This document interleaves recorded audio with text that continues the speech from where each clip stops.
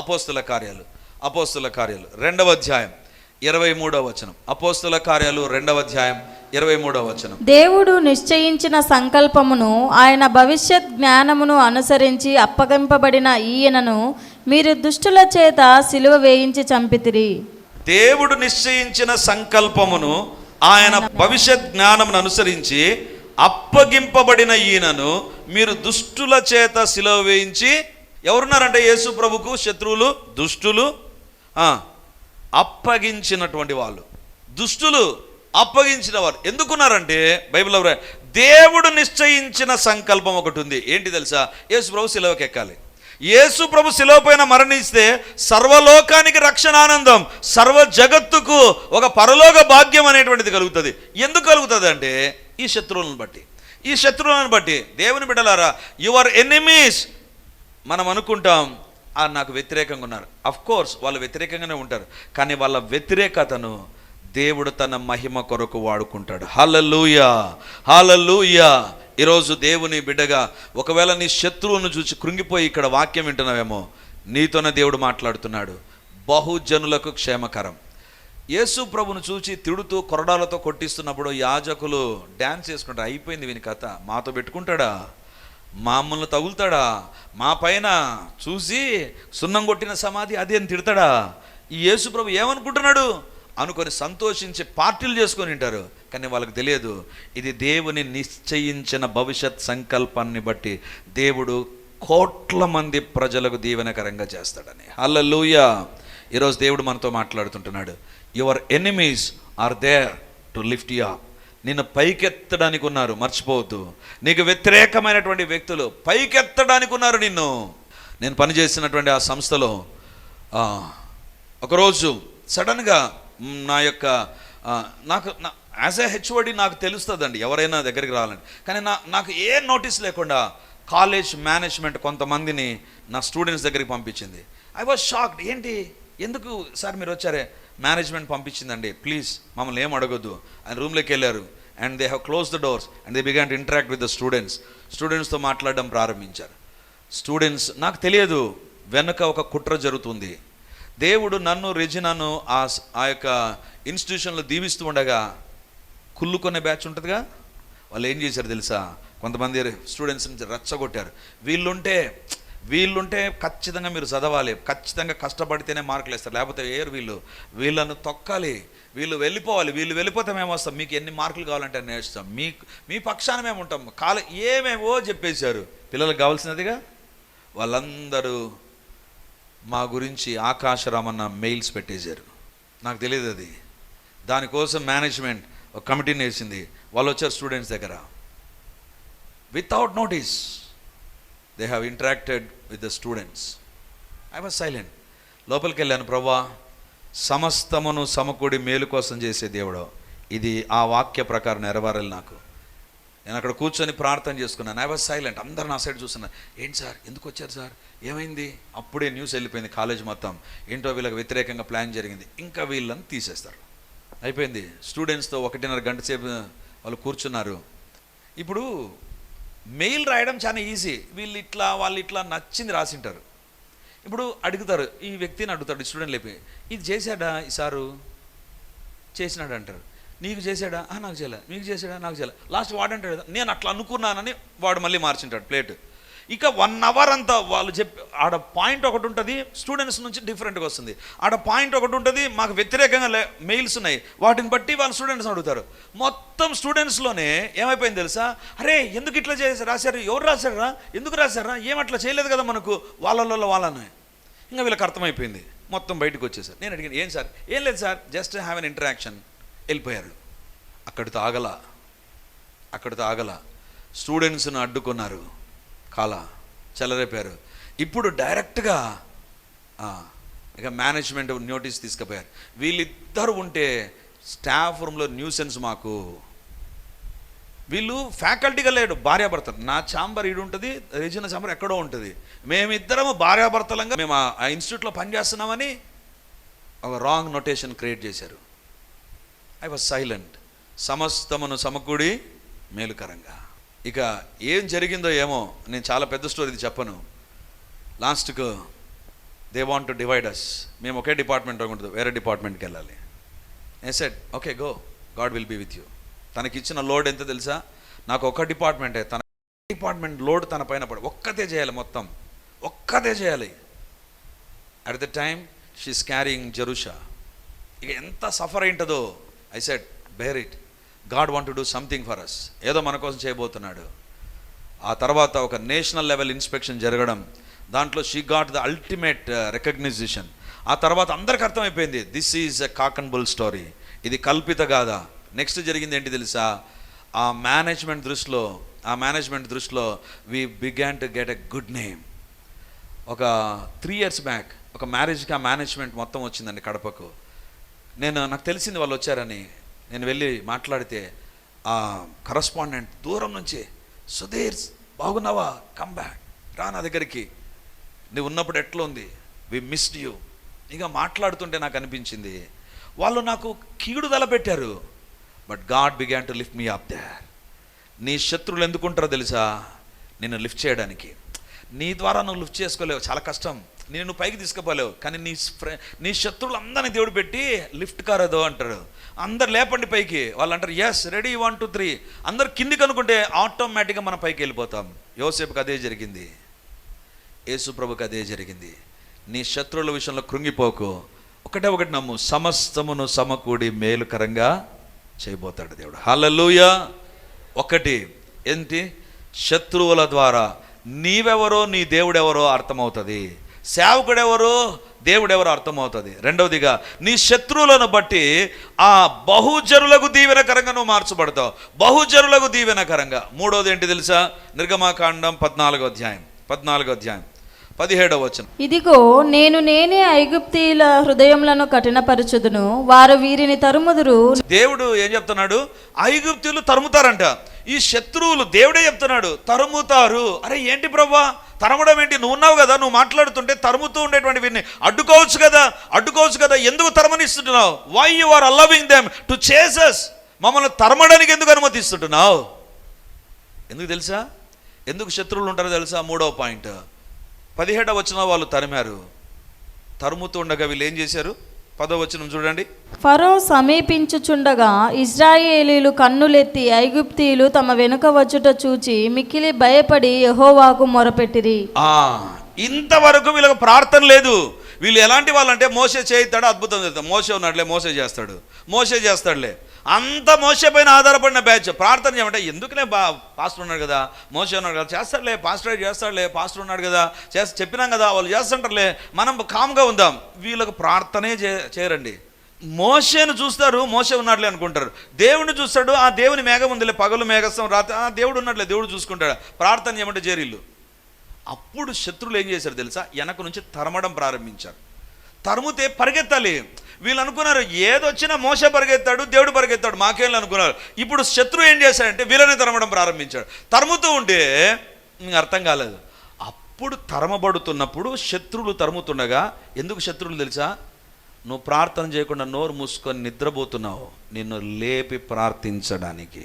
ప్రార్థనలు తగ్గిపోతున్నాయి, నీ జీవితంలో ప్రార్థన తగ్గిపోతుంది. అందుకే పక్కన దేవుడు శత్రువులను పెట్టాడు. వాళ్ళు తరుముతారు నిన్ను. వాళ్ళు అట్లా తరుముతుంటే అప్పుడు జ్ఞాపకం, అమ్మో ప్రార్థన చేయకుండా ఉన్నాం.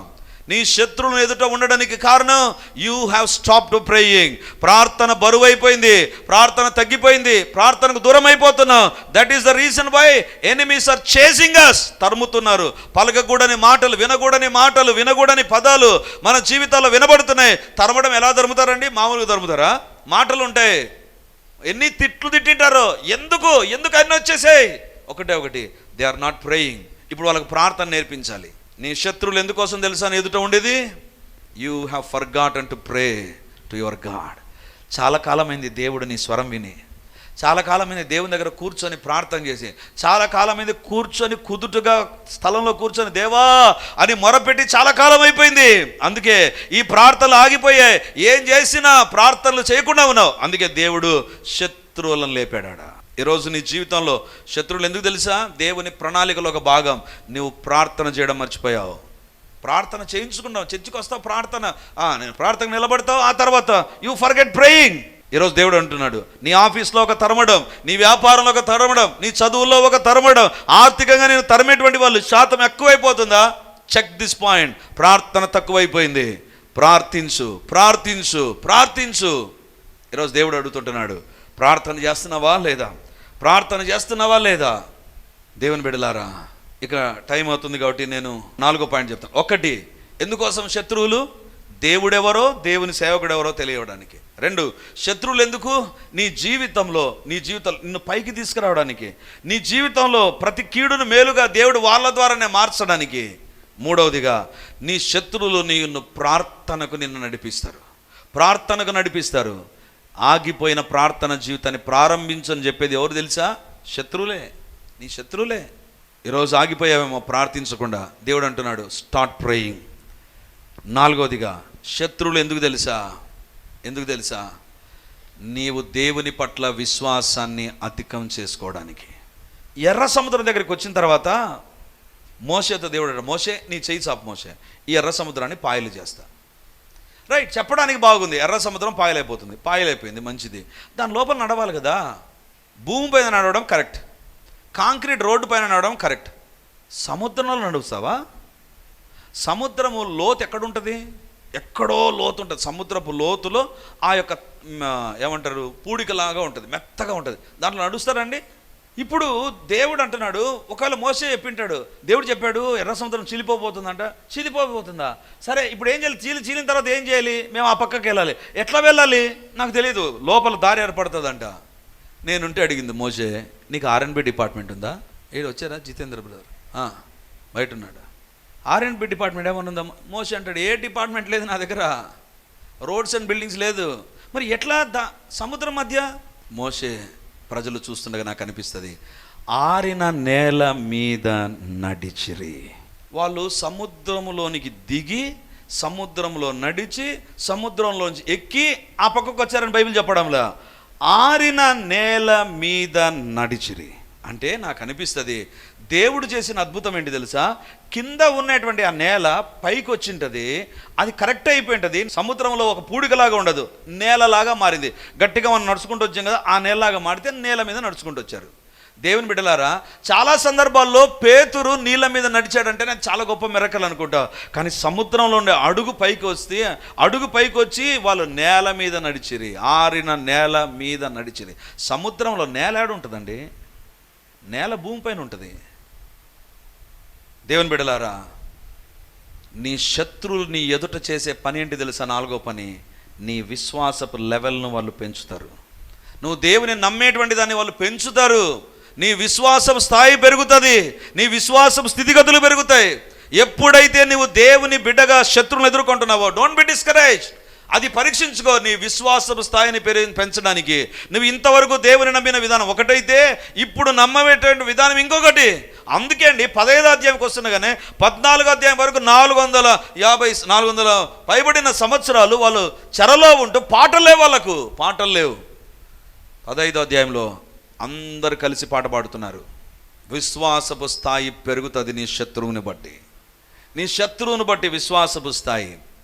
దావీదు అనుకున్నాడు, ప్రభా నా కెపాసిటీ ఏంటి తెలుసా? అదిగో ఆ సింహాన్ని ఎలుగుబట్టిని చంపడం, నా విశ్వాసం చాలు ప్రభా. కానీ దావీదు గొల్యాతుకు వస్తున్నగానే, గొల్యాతు ఈ యొక్క జంతువులు లాంటి వాడు కాదు. ఈ జంతువులు ఏంటంటే తెలుసా, వాటికి ట్రైనింగ్ లేదు, వాటికి ఏ విధమైనటువంటి తరబీతు ఉండదు. కానీ గొల్యాతుకు తరబీతు ఉంటుంది, ట్రైనింగ్ ఉంటుంది. దేంట్లో? యుద్ధంలో ట్రైనింగ్.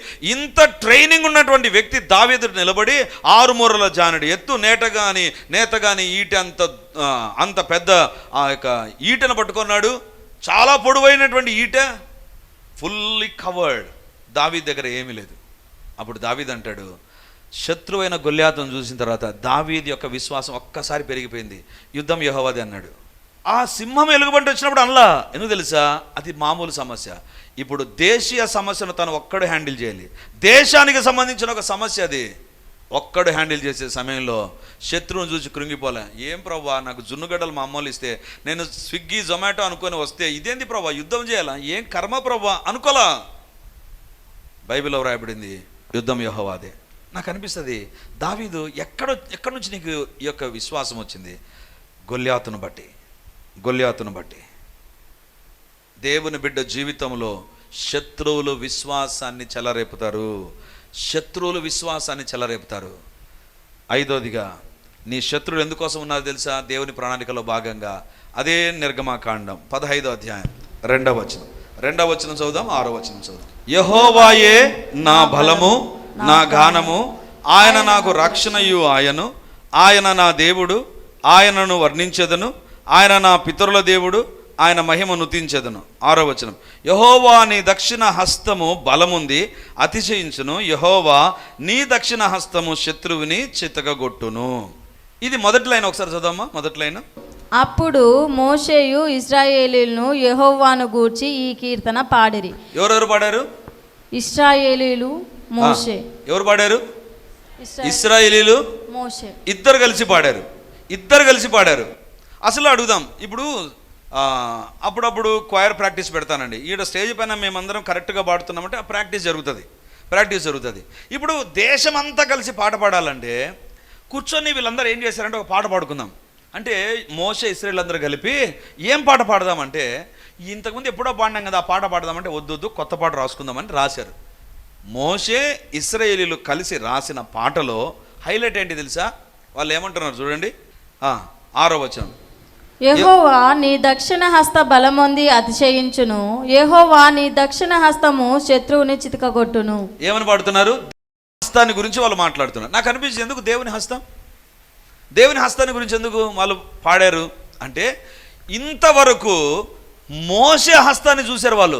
మోషే చేతులు ఎత్తినప్పుడు దేవుడు ఆకాశం నుండి మన్నాను కురిపించడం, మోషే చేతులు ఎత్తినప్పుడు సముద్రంలో ఉన్న కప్పలు బయటికి రావడం, మోషే చేతులు ఎత్తినప్పుడు ఆ యొక్క దుమ్ము పేలుగా మారడం, మోషే ఎత్తినప్పుడు అంటే ఇందాక మోషే చేతినే చూస్తూ అబ్బో మోషే చేయి సూపర్ అనుకున్నారు. ఇప్పుడు వాళ్ళ పాట మారిపోయింది. వాళ్ళు ఏమంటున్నారు? యెహోవా దక్షిణ హస్తము. దేవుని బిడ్డలారా, దేవుని యొక్క చిత్తములో శత్రువుని ఎదుట ఉన్నాడా, నీకు ఏమొస్తుంది తెలుసా? దేవుని గూర్చిన కొత్త జ్ఞానం వస్తుంది. హల్లెలూయా. దేవుని గూర్చిన కొత్త తలంపులు వస్తాయి. మోషే హస్తం కాదు, దేవుని యొక్క దక్షిణ హస్తము, దేవుని యొక్క కుడి చేయి. దక్షిణ హస్తం అంటే కుడి చేయి.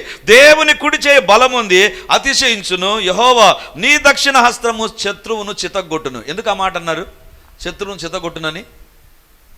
ఐగుప్తీలో యుద్ధానికి వచ్చారు కదా, ఇప్పుడు ఉండేటువంటి జనరేషన్ ఈత కొట్టడం రాదు.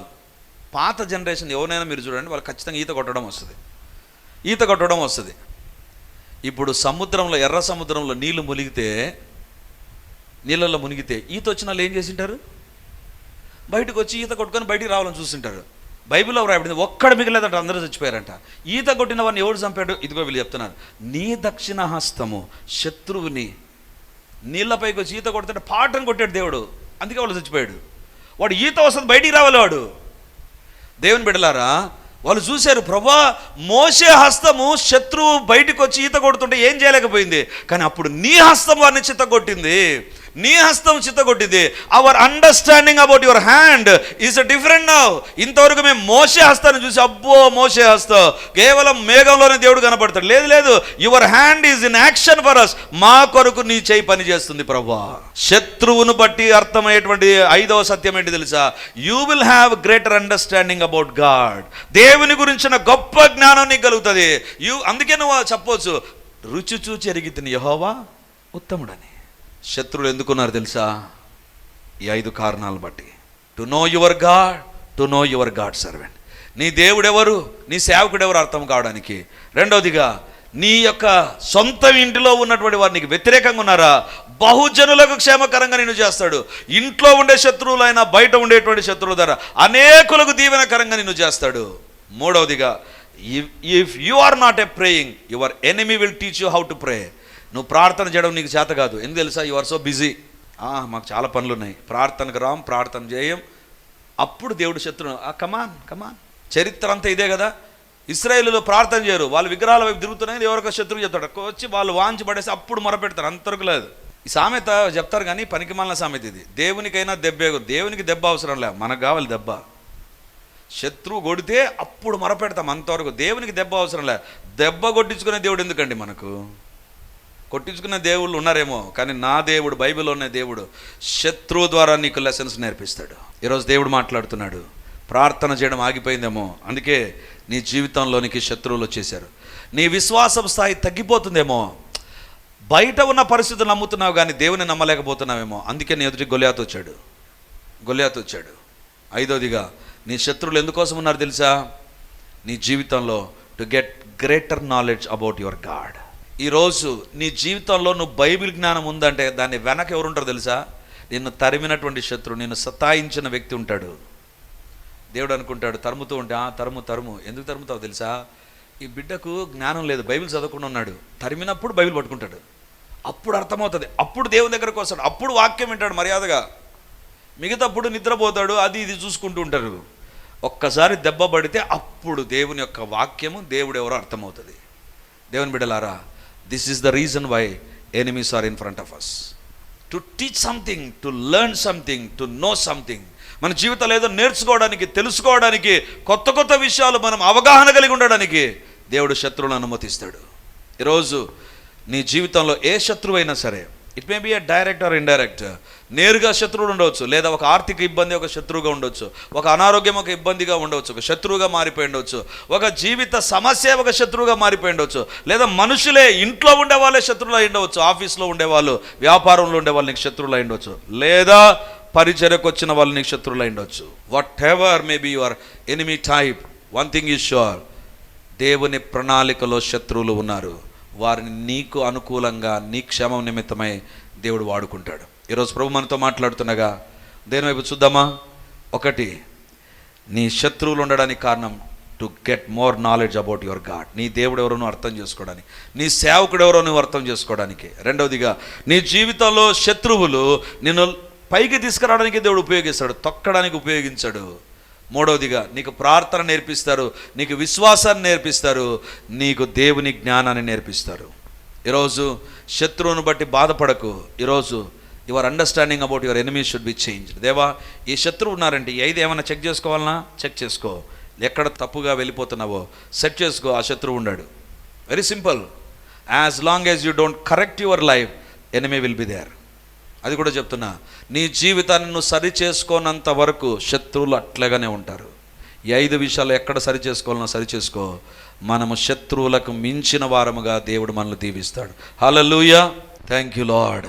ఈరోజు దేవుడు నీతో మాట్లాడిన మాట, శత్రువులు నీ జీవితంలో ఉండడానికి కారణం దేవుని మర్చిపోయామేమో, దైవ సేవకుని పట్ల తప్పుడు అవగాహన ఉందేమో, ప్రార్థనకు దూరం అయిపోయావేమో, విశ్వాసం లేకుండా ఉన్నావేమో, దేవుని జ్ఞానం తక్కువైపోయి బైబిల్ ప్రక్కన పెట్టి సొంత జ్ఞానం, తెలివితేటల పైన ఆధారపడి దెబ్బతింటున్నావేమో. ఈ 5 విషయాల్లో ఎక్కడ నువ్వు సరిచేయబడాలనో సరిచేయి. ప్రతి కీడును బహుజనులకు మేలుగా చేస్తాడు. నీ శత్రువులందరూ కలిపి చేసిన కీడు పని చేయదు. ఎప్పుడు? When you know all these 5 things. ఈ 5 విషయాల్లో ఎక్కడైనా నువ్వు తప్పు చేస్తే సరి చేసుకో. నీ శత్రువుకు నీవే బాధ్యత. వారి ద్వారా సతాయించబడకుండా, వారి ద్వారా హింసించబడకుండా, వారు నిన్ను అనకూడని మాటలు అనకుండా ఉండాలి అంటే ఓన్లీ వన్ థింగ్, ఈ 5 విషయాలు సరి చేసుకో. ప్రార్థన దూరం అయిపోయావా? విశ్వాసం తగ్గిపోయిందా? బైబిల్కి దూరం అయిపోయావా? దేవుని గురించిన జ్ఞానం, లోక జ్ఞానం విస్తారంగా, సెల్ జ్ఞానం విస్తారంగా ఉంది, రాజకీయాల జ్ఞానం విస్తారంగా ఉంది, గవర్నమెంట్కి సంబంధించిన జ్ఞానం విస్తారంగా ఉంది. What about God's knowledge? You are missing that. అందుకోసమే శత్రు పెట్టాడు. ఇంకా కొంచెం విశ్వాసంతో బతుకుతున్నావు, గొప్ప విశ్వాసంలోకి వెళ్ళడానికే శత్రువులు నిన్ను తరుముతున్నారు. ఎదుట గొల్లియాతు నిలబడ్డాడు. ఈరోజు దేవుని ఎదుట సరి చేసుకుందాం. ప్రభువా, ఎక్కడ నేను తప్పు చేస్తున్నానో నాకు తెలుసు నాయనా, నీ శిలువ రక్తముతో నన్ను కడుగు. నా శత్రువులు ఎందుకున్నారు అని కృంగిపోతున్నాను, వాళ్ళు నాశనం కావాలని కోరుకున్నాను. కానీ ఈరోజు తెలిసిన విషయం, నన్ను బట్టే ఉన్నారు. దేవుని ప్రణాళికలోనికి నేను వచ్చున్నట్లుగా ఉన్నారు. దేవా, దేవా నీకు వందనాలు. సైన్యములకు అధిపతి అయిన దేవా నీకు వందనాలు. ఆశ్చర్యకరుడా నీకు స్తోత్రాలు. ఆలోచనకర్త నీకు వందనాలు. బలవంతుడమైన దేవా నీకు స్తోత్రాలు. ఈరోజు నీ వాక్యం ద్వారా మాతో మాట్లాడినందుకు వందనాలు. శక్తి కలిగిన దేవా నీకు వందనాలు. నీకు మహిమ, ఘనత, ప్రభావాలు చెల్లిస్తున్నా. ఎందుకు మా జీవితాల్లో ఆయా రకాలైనటువంటి శత్రువుల బెడద, శత్రువుల యొక్క సతాయింపు, శత్రువుల యొక్క పన్నగాలు ఉంటాయో ఈరోజు తెలిపావు ప్రభువా. నాయనా సహాయం చేయండి. ఎక్కడ నీ నుంచి మేము దూరం అయిపోతున్నామో, ఎక్కడ మీ నుంచి మేము పడిపోతున్నామో, ఎక్కడ లోకం పాపం అధికమైందో, లోకపు ఆకర్షణలు కోరికలు ఎక్కువైపోయాయో, అందుకోసమే శత్రువులు భీష్మించుకొని కూర్చుంటున్నారు ప్రభువా. నాయనా ఈరోజు మీరు మాతో మాట్లాడిన మీ మాటను బట్టి వందనాలు దేవా. శత్రువులు ఉండకమానరు, కానీ శత్రువులను మాకు ఆశీర్వాదకరంగా, దీవెనకరంగా, క్షేమకరంగా, హెచ్చింపు కోసం, ఆశీర్వాదాల కోసం, లోక సంబంధమైన, శారీరకమైన, ఆత్మీయ ఆశీర్వాదాల కొరకు you will use them lord. దేవా అందును బట్టి నీకు స్తోత్రాలు. యేసు నామమందు ఎవరైతే ఈ యొక్క 5 విషయాల్లో తప్పిపోతున్నారో, దేవుని యొక్క ఆత్మ వారిని దర్శించునుగాక, వారిని ఒప్పించునుగాక, ప్రతి ఒక్కరూ సరి చేయబడుదుముగాక, యేసు నామమందు సరి చేయబడుదుముగాక, తప్పుడు జీవిత విధానాల్లో నుంచి దేవుని చిత్తములోనికి ఫిక్స్ అవుదుముగాక. అంధకార శక్తులను బంధిస్తూ ఉంటున్నారు. అపవిత్రాత్మ క్రియలు లయమైపోవునుగాక, లయమైపోవునుగాక. మా శత్రువులు మా ప్రమోషన్ కోసం, మా ఆశీర్వాదాల కోసం పనిచేసేవారుగా ఉందురుగాక. మా శత్రువుల ద్వారా మేము ఆత్మీయంగా మరింతగా దీవించబడుదుముగాక, సేవలో ముందుకెళ్ళుదుముగాక, దేవుని చేతుల్లో వాడబడుదుముగాక, బహుజనులకు దీవెనకరంగా మార్చబడుదుముగాక. దేవా మీరే సహాయం చేయండి, మీరే సహాయం చేయండి. సంచలనాత్మకమైన అద్భుతాలు మా శత్రువుల ద్వారా వచ్చే సమస్యల ద్వారా మేము పొందుకొందుముగాక, పొందుకొందుముగాక. మా విశ్వాసం అధికమగునుగాక. మీరే సహాయం చేయమని, మీరే దర్శించండి దేవా. మీరే మీ చిత్తములోనికి ప్రతి ఒక్కరిని ఫిక్స్ చేయమని ప్రార్థన చేస్తూ, అపవాది క్రియలను లయపరచడానికి వచ్చిన దేవా, మాకు వ్యతిరేకంగా రూపొందించబడిన ప్రతి అపవాది ఆయుధము, క్రియ వ్యర్థమైపోవునుగాక, వ్యర్థమైపోవునుగాక. మా కుటుంబ పరిస్థితులకు, ఆత్మీయ జీవితానికి వ్యతిరేకంగా పనిచేసే ప్రతి సాతాను ఆయుధం వ్యర్థమైపోవునుగాక, వ్యర్థమైపోవునుగాక. దేవా మీ కార్యాలు మీరు జరిగించండి, అంధకార శక్తులను మీరు బంధించండి నాయన. మీరే దర్శించుమని ఈ వాక్య మా హృదయ పలకలపైన లిఖించి మహిమను పొందుమని యేసయ్య నామముందు ప్రార్థించి అడిగి పొంది ఉంటున్నాము తండ్రి. ఆమేన్, ఆమేన్, ఆమేన్.